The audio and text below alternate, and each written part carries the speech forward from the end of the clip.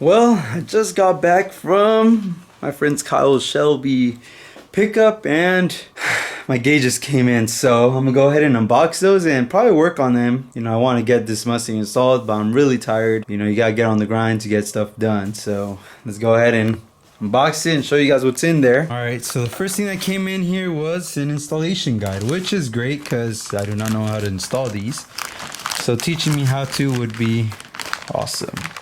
I'm gonna go ahead and open this packet just like that and then show you what's going on. So right here, installation. I got myself here some gauges. Oh wow, this could actually hook up to my stock speedometer, I believe. I gotta check it out. I don't know, I have to look at the instructions, but I'm opening every packet to see that I have everything.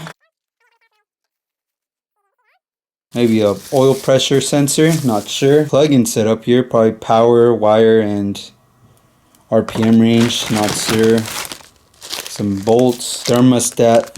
Well, not thermostat. Yeah, it's like a temperature gauge sensor adapter.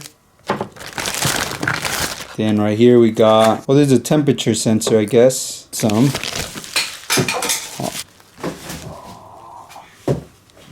This is volts. You see right there. Probably not. Really tired, but after all that, I'm gonna go ahead and install all of that inside my house because I actually have a desk. And I could work with this easier without losing any pieces. Put this all in the box while I showed you guys. But alright, so I'm gonna go ahead and disassemble all of this to get to the main housing and assemble it all with new.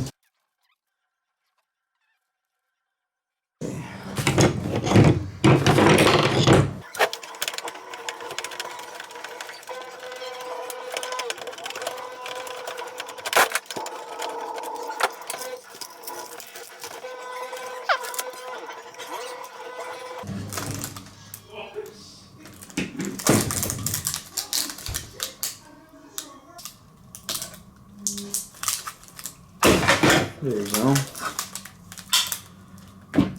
So I finally installed one of the housings with the electrical display. As you can see in here, all blacked out. Looks pretty damn sick, man. Now I gotta do the rest of the three. I'm currently removing these right here, and then I'm gonna go to the center. But for now, I'm gonna remove this by unbolting those two right here. And then I'll show you the procedure for the rest. Alright, so I took everything apart and I'm now on the midsection. So the thing I'm gonna do is basically like a sandwich setup. So you put in the circuit board over there, and then you put a spacer, then you put the screen. Then once you put the screen, you put the screws through, and then you fasten it down. And yeah, so that's what pretty much ended up, being installed. Well, that's pretty much how it's getting assembled. So yeah, it's pretty straightforward. I mean, mostly it's just unmounting and mounting it together. Instructions aren't that thorough, but you start to get the idea of how it's made. And yeah, that's currently what I'm doing right now, but hopefully I don't run into it.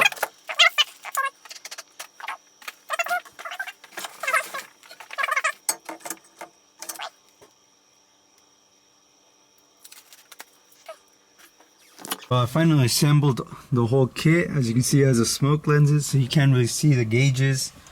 But I gotta do all this wiring to make it work, and I'm on it right now. So hopefully everything turns out great, and I get this going.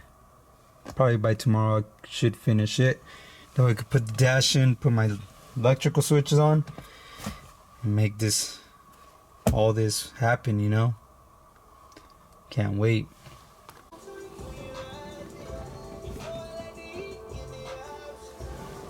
Check this out, you guys. Voila.